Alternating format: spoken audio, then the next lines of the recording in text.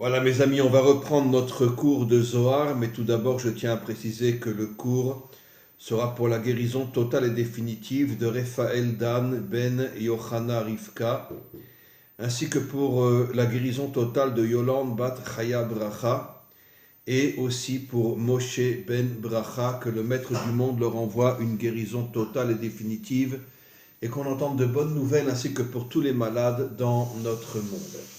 On va reprendre notre cours de Zohar après une interruption. On est toujours dans le récit de la création. On va commencer aujourd'hui un texte qui va durer assez longtemps sur les lettres de la Torah. On va voir au fur et à mesure. Un texte qui n'est pas facile.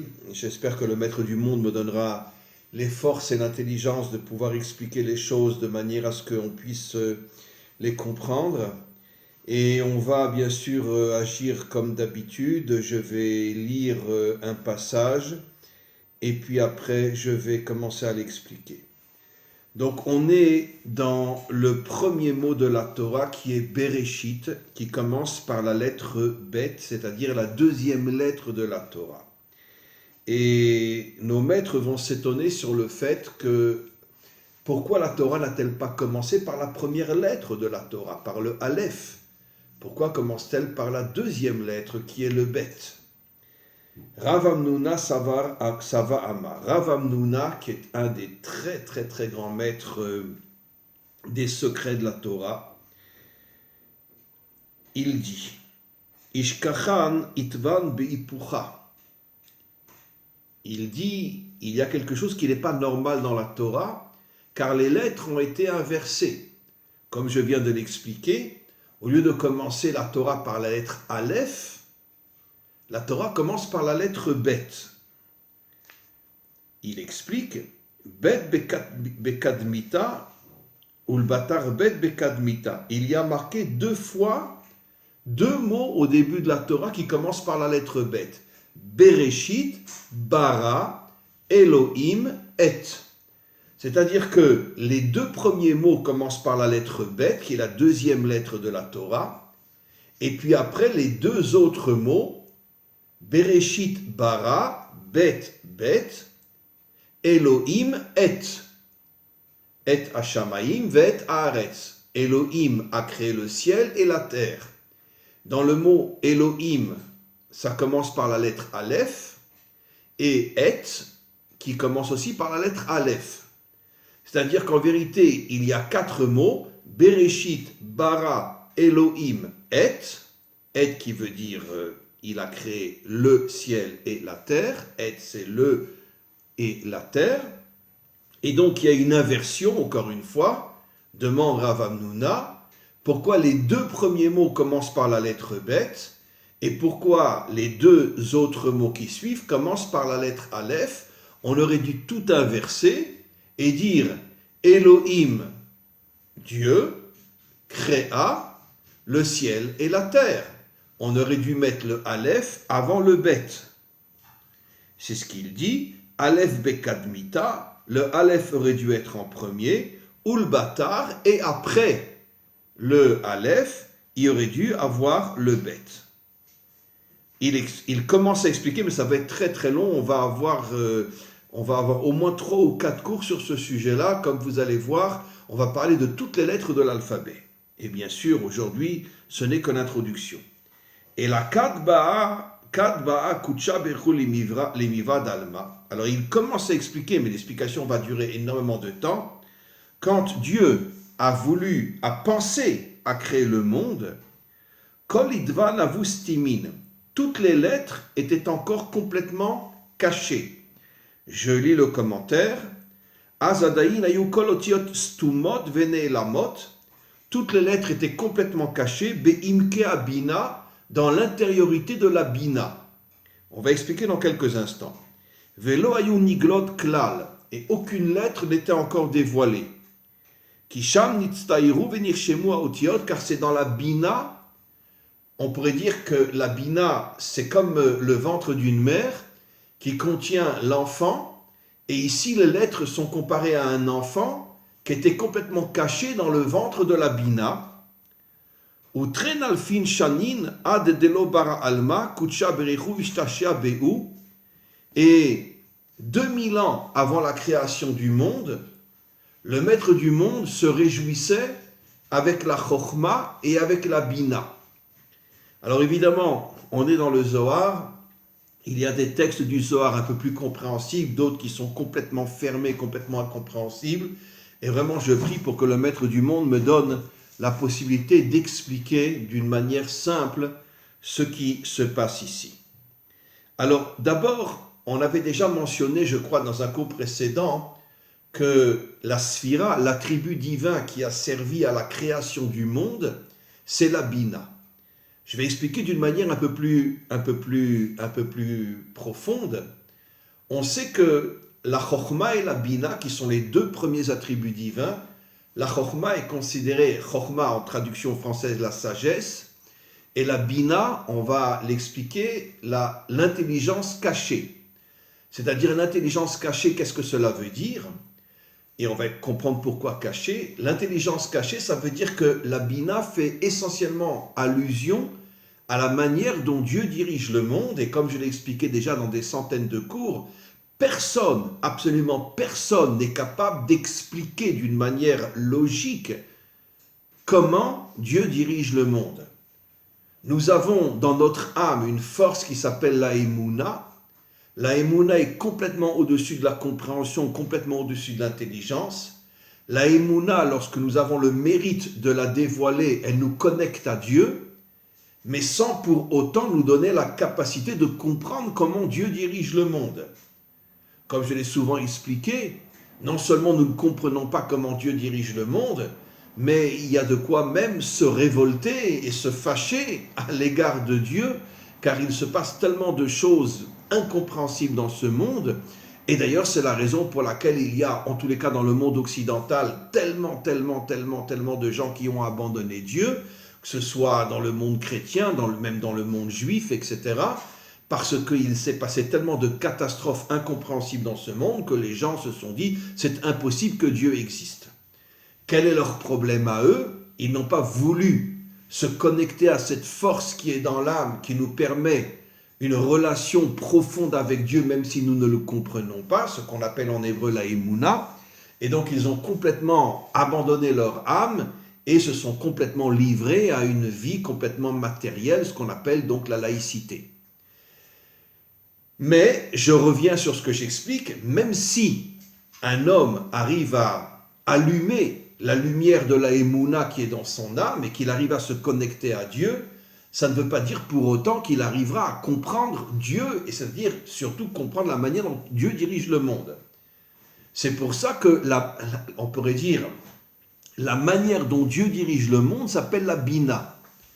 Et la Bina s'appelle l'intelligence cachée.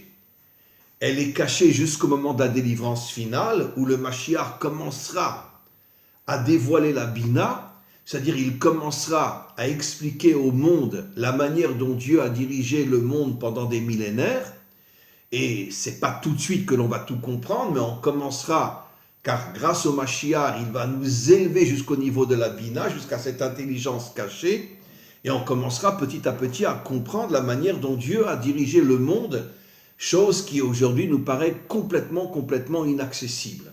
Non seulement inaccessible, mais même si on réfléchit un petit peu trop, on risque même de se mettre énormément en colère jusqu'à abandonner Dieu complètement, vu toutes les horreurs et toutes les catastrophes qui se passent dans ce monde.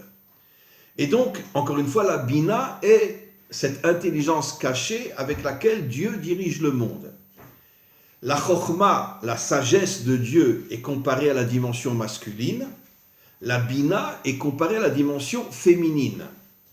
Or, exactement comme la féminité, avant de dévoiler l'enfant, elle le porte en elle d'une manière qui est complètement cachée, exactement de la même manière, toute l'histoire jusqu'à la délivrance finale fait allusion à la période où la Bina est enceinte, c'est-à-dire qu'elle porte en elle toutes les réponses qui nous permettraient de comprendre comment Dieu a dirigé ce monde.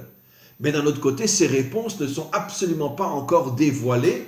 La Bina n'a pas encore accouché les réponses. C'est-à-dire que l'accouchement aura lieu au moment de la délivrance finale, et c'est la raison pour laquelle nos maîtres nous disent que la venue du Mashiach est comparée à une naissance.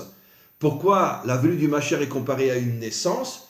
Pour nous faire comprendre qu'à partir du moment où le Mashiach va se dévoiler, c'est comme à ce moment-là, toute la dimension cachée qui commence à se dévoiler, comme exactement l'enfant qui était dans le ventre de la mère, qui était complètement caché, et qui commence maintenant à se dévoiler.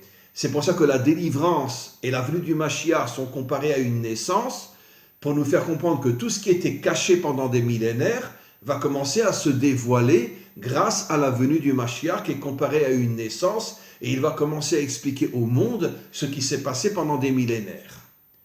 Maintenant, le Zohar va un petit peu plus loin et il dit que toutes les lettres sont cachées dans la Bina comme un enfant qui est caché à l'intérieur qui est dans le ventre de sa mère. Alors qu'est-ce que c'est les lettres? Les lettres, c'est les explications. Quand on parle, on utilise des lettres pour pouvoir expliquer. Là, je suis en train d'expliquer, donc j'utilise des lettres.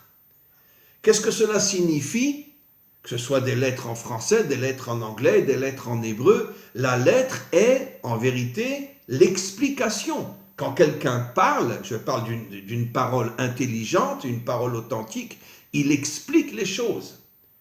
Et ici, on nous dit que les lettres étaient complètement cachées à l'intérieur de la Bina.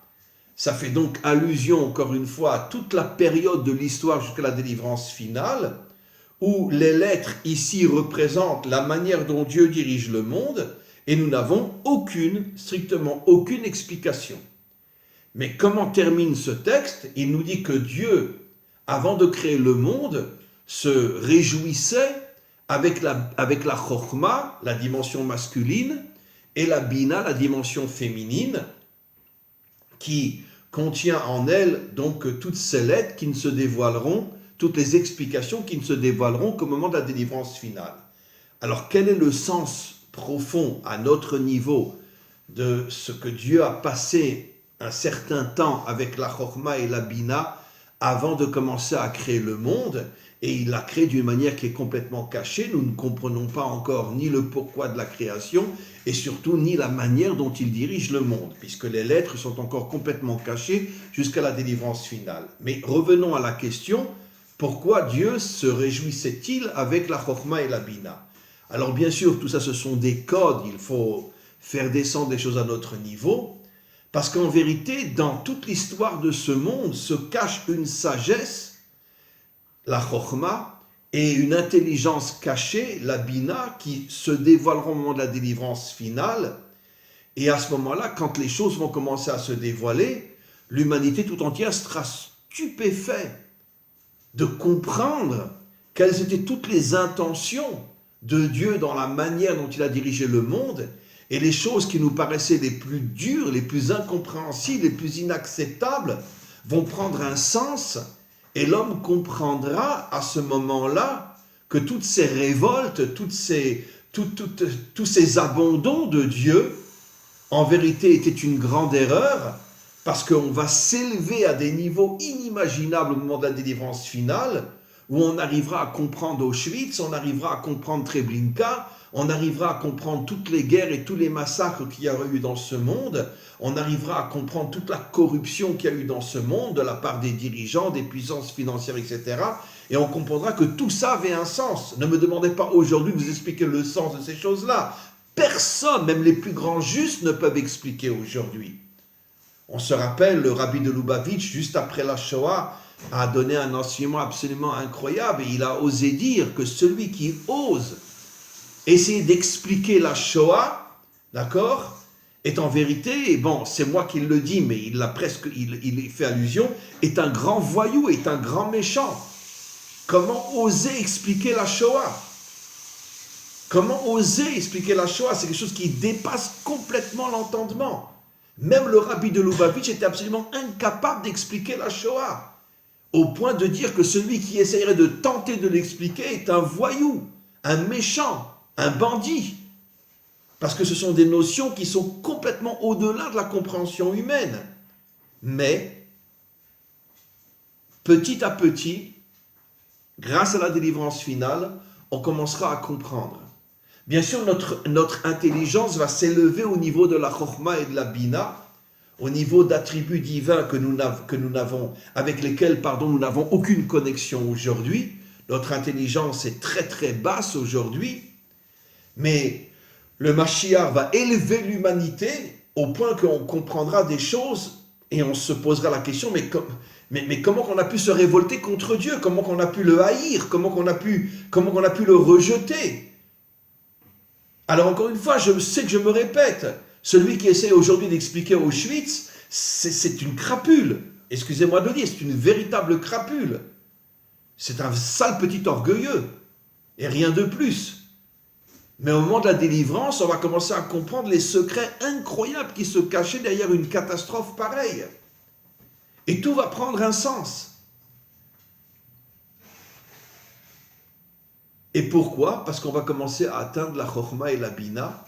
La Bina va accoucher les réponses, et le monde aura les réponses à tout ce qui s'est passé. Je voudrais rajouter que le Baal HaTanya, dans le Tanya, explique qu'en vérité, l'obscurité n'existe pas. Je sais que je l'ai déjà dit plusieurs fois, mais je le répète dans le cadre de ce cours. Il dit en vérité, l'obscurité est une illusion. C'est comme si on allume devant lui une lumière immense. Cette lumière l'aveugle, il ne voit plus rien. Il dit, oh là là, je suis dans le noir, je ne vois plus rien. Mais en vérité, c'est parce qu'on a allumé une lumière trop forte devant lui qu'il l'a aveuglé. Et le Baal HaTanya, qui est l'un des plus grands maîtres de tous les temps, nous explique qu'en vérité, l'obscurité n'existe pas. C'est où il y a des lumières que l'on voit, mais qui sont extrêmement petites, où il y a des lumières qui sont tellement immenses, qui sont la lumière de Dieu lui-même, qu'elles nous aveuglent, nous font tomber dans l'obscurité, nous font tomber dans la révolte, dans le dégoût, au point peut-être même d'abandonner Dieu, mais on ne se rend même pas compte que cette obscurité que nous croyons être l'obscurité est en fait une lumière qui est tellement grande qu'elle nous a fait tomber dans l'obscurité. Et qu'est-ce que sera la délivrance finale, dit le Baal HaTanya, où l'homme va accéder à un niveau tellement haut qu'il arrivera à voir cette lumière qui, dans ce monde, le plongeait dans l'obscurité. Il arrivera à voir cette lumière, il va se rendre compte qu'en vérité, que les catastrophes les plus terribles que nous avons traversées dans ce monde étaient en vérité des lumières tellement fortes que dans ce monde, nous avions l'impression d'être dans l'obscurité, mais dans le monde à venir, dans le monde de la délivrance, nous atteindrons ces lumières et nous comprendrons comment et pourquoi Dieu dirigeait son monde et pourquoi on a dû passer par des choses tellement difficiles, parce que nous n'avions pas l'intelligence de la Chokhma et de la Bina, nous n'avions pas la capacité d'atteindre cette lumière infinie, et c'est pour ça que nous avions l'impression d'être dans l'obscurité. Donc, je conclus ce que j'explique, pourquoi Dieu s'est réjoui avec la Chokhma et la Bina, parce que Dieu savait très bien que la finalité de ce monde, c'est la délivrance finale, où l'humanité tout entière atteindra un niveau où tout ce que nous avons traversé d'horrible dans ce monde prendra un sens tellement fort que le sens de toutes ces choses-là dépassera toutes les petites lumières que nous avons vécues dans ce monde. Et à ce moment-là, nous n'aurons plus d'autres mots que de dire à Dieu « merci, merci, merci, merci, merci ». Et comme nos maîtres nous le disent, un homme qui n'a pas d'épreuve dans ce monde n'est pas un homme. Nos maîtres vont jusqu'à dire, bon, il ne faut pas le prendre à la lettre, que imaginons un homme qui pendant 40 jours n'aurait aucune épreuve, ne vivrait que dans le luxe, que dans le bien, eh bien c'est sûr que lui descendra en enfer, il ne remontera jamais. Ça veut dire que nos maîtres nous disent, un homme authentique est un homme qui a des épreuves. Et Dieu sait si le peuple juif a traversé sans doute le plus d'épreuves dans toute l'histoire. C'est nous qui avons été à Auschwitz, c'est nous qui avons été à Treblinka, c'est nous qui avons subi des pogroms inimaginables, 2 destructions de temples, 4 exils, 3000 ans d'exil sur 4000 ans d'histoire. Et jusqu'à aujourd'hui, il y a encore une haine inimaginable à l'égard des Juifs. Et donc, ce qui prouve que nous sommes des hommes authentiques. Selon ce que disent nos maîtres, si un homme authentique n'est pas éprouvé, ce n'est pas un homme. C'est un animal. Et donc, plus un homme est éprouvé, plus c'est la preuve que c'est un homme. Aujourd'hui, nous ne pouvons pas comprendre ces difficultés et ces épreuves. Mais un jour viendra où le peuple juif n'aura pas un autre mot dans sa bouche que de dire merci, merci, merci. Et ce que je dis n'est pas de moi, c'est un verset explicite qui dit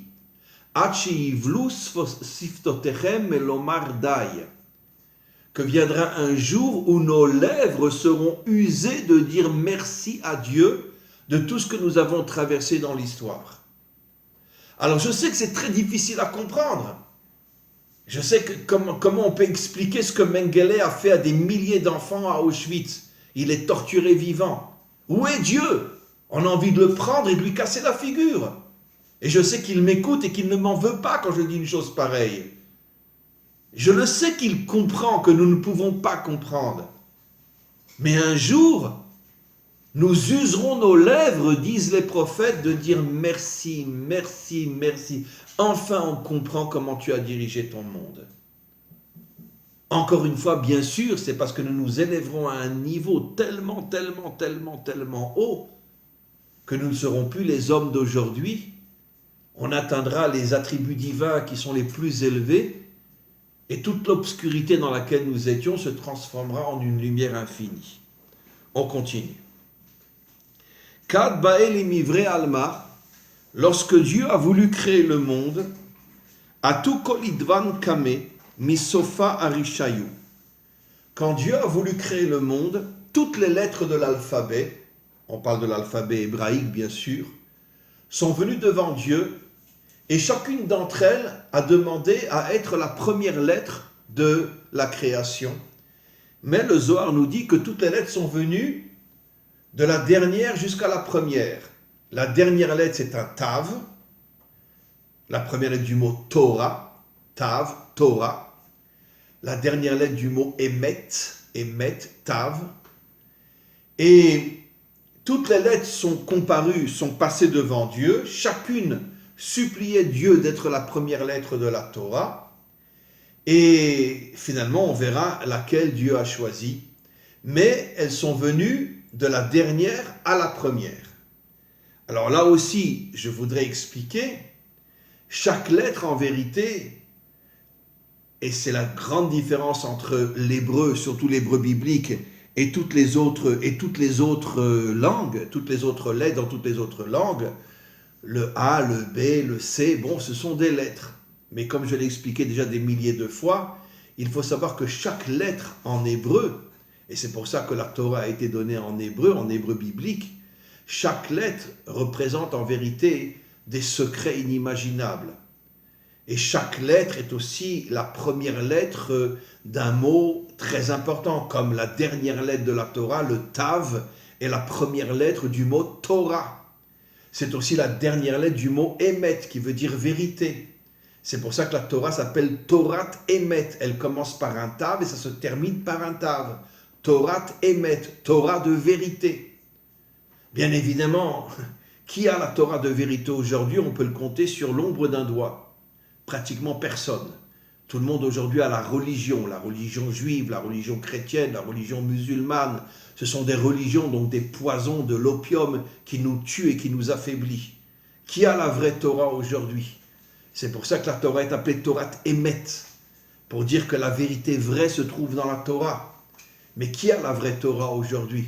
On peut les compter sur l'ombre d'un doigt et encore. Personne n'a la vraie Torah aujourd'hui. Tous les représentants de la Torah ne sont en vérité que des religieux qui transmettent la religion. Et on les prend pour des raves, pour des rabbins, mais en vérité ce ne sont que des religieux qui fument de l'opium toute la journée. Personne n'a la vraie Torah aujourd'hui. D'où je le sais, et nos maîtres le disent. La vraie Torah était censée être les premières tables. Mais à cause de la faute du Vaudor, les premières tables ont été brisées, on a reçu les deuxièmes tables. Quelle est la différence, dit le Zohar, entre les premières tables et les deuxièmes tables? C'est que les premières tables nous auraient donné une force inimaginable qui nous aurait préservé de l'exil et qui nous aurait préservé de la laïcité, qui nous aurait préservé de toutes les fautes qu'Israël a fait.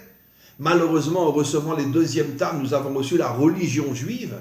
La religion juive est une véritable drogue, comme toutes les autres religions. Et finalement, on est tombé dans la débauche, on est tombé dans l'idolâtrie, dans le meurtre, dans le vol, dans tout, comme tous les peuples. D'accord? On sait très bien que l'une des institutions les plus corrompues sur Terre, c'est le Vatican. N'oublions pas, et tout le monde le sait, qu'après la Shoah, le Vatican a sauvé, avec l'aide de la CIA américaine, des centaines de nazis qui passaient par le Vatican pour après s'enfuir, surtout en Argentine. Et le Vatican était complètement complice. Alors évidemment, on voit un prêtre, un cardinal, etc., mais qui sait ce qui se cache derrière? Récemment, on a révélé, il y a plusieurs mois en France, toute la corruption, toute la débauche qu'il y avait au niveau de toutes les institutions chrétiennes. Mais je m'excuse de dire que chez nous aussi, c'est vrai. Chez nous aussi, tous les mois, on entend qu'un rabbin, il est pédophile, il a violé une fille, il a fait ci, il a fait ça. Le monde religieux est un monde complètement corrompu. Et aujourd'hui, on continue à dire, ah, le rave et le rave et le rave.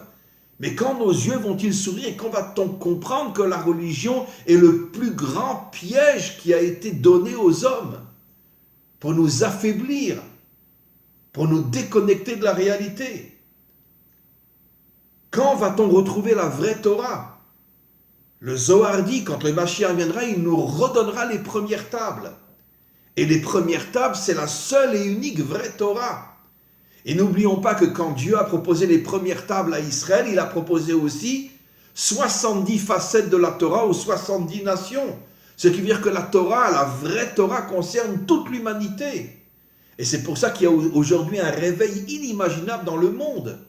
Inimaginable. Où on voit que les Bnei Adam, ce qu'on appelle les non-juifs, mais je préfère dire les Bnei Adam, des millions de Bnei Adam se réveillent et commencent à comprendre qu'on les a manipulés, qu'on leur a menti pendant des millénaires, et qu'ils commencent à comprendre que finalement la seule vraie spiritualité authentique, c'est la Torah, la vraie Torah. Et donc il y a un réveil inimaginable, ce qui prouve qu'on est vraiment dans le chemin de la délivrance finale. On vit des choses extraordinaires aujourd'hui. Donc je reviens maintenant à ce texte-là avant de terminer, que donc chaque lettre de la Torah cache en vérité des notions absolument incroyables, comme on va le voir justement dans la suite de ce cours. Et c'est pour cette raison que chaque lettre voulait être la première lettre de la Torah. Qu'est-ce que ça signifie être la première lettre de la Torah? Ça veut dire la lettre qui, d'une certaine manière, dégagerait des énergies qui influenceraient l'humanité tout entière jusqu'à la délivrance finale. Le Tav est la première lettre, après le Shin, le Resh, le Kouf, etc., jusqu'au Aleph qui est la première lettre. Je voudrais juste terminer en expliquant pourquoi les lettres sont-elles venues à l'envers. Pourquoi ce n'est pas le Aleph qui a commencé après le Bet, après le Gimel, jusqu'au Tav? Pourquoi ça a commencé à l'envers? Pourquoi? Alors bien qu'on le verra, ça sera plus ou moins expliqué par la suite, mais pourquoi à l'envers? Parce qu'en vérité, la notion d'être à l'envers fait allusion au fait qu'on a une difficulté à comprendre le sens des choses. Je rappelle souvent cette histoire extraordinaire qu'un jour un maître, c'est une histoire qui est dans le Talmud, un jour un maître donnait un cours devant ses élèves et tout d'un coup un élève s'est évanoui. On pourrait dire en français, il a eu ce qu'on appelle une mort clinique. Tous les élèves se sont réunis autour de lui avec le rabbin, ils ont prié jusqu'à ce qu'il se soit réveillé. Et puis, le maître a senti qu'il avait vu quelque chose et qu'il n'osait pas le raconter. Alors, il a demandé à tous les élèves de sortir, il est resté seul avec son élève, il lui a dit « Mais qu'est-ce que tu as vu? Tu as l'air tellement traumatisé, tellement... » Il a dit « Rav, j'ai vu un monde à l'envers. J'ai vu qu'un jour, tous ceux qui sont en haut seront en bas, et tous ceux qui sont en bas seront en haut. J'ai vu un monde à l'envers. » Et le Rav lui a dit « Mais non, mon élève. Tu n'as pas vu un monde à l'envers, tu as vu un monde droit, le monde de la vérité, où tous ceux qui sont en haut aujourd'hui, les puissances financières, les hommes politiques, les orgueilleux, tous ceux qui s'imaginent être en haut, y compris dans le monde religieux, tous ceux-là tomberont en bas, parce qu'ils sont tous en vérité au service de ce que j'appelle moi le culte de l'ego. Et tous ceux qui étaient en bas, les peuples martyrisés, les peuples que les dirigeants, les puissances financières, les représentants religieux, les hommes politiques font tout pour les laisser en bas. C'est eux qui monteront vers le haut. Et donc tu n'as pas vu un monde à l'envers, tu as vu un monde à l'endroit, Aujourd'hui, le monde est à l'envers, puisque nous sommes dirigés par l'orgueil, nous sommes dirigés par toutes ces puissances sataniques qui font en sorte que les peuples restent tout en bas. Mais un jour, tout changera. Maintenant, vous comprenez pourquoi le Zohar dit que les lettres sont venues à l'envers. Parce que malheureusement, le monde est à l'envers jusqu'à la délivrance finale. Et c'est seulement au moment de la délivrance finale que le monde se remettra à l'endroit. Voilà mes amis, on va arrêter ce cours, un cours absolument extraordinaire, d'une importance fabuleuse, et que le Maître du monde continue à nous donner les forces de continuer à enseigner la Torah d'une manière authentique. Amen, Vechen Yehi Ratzon.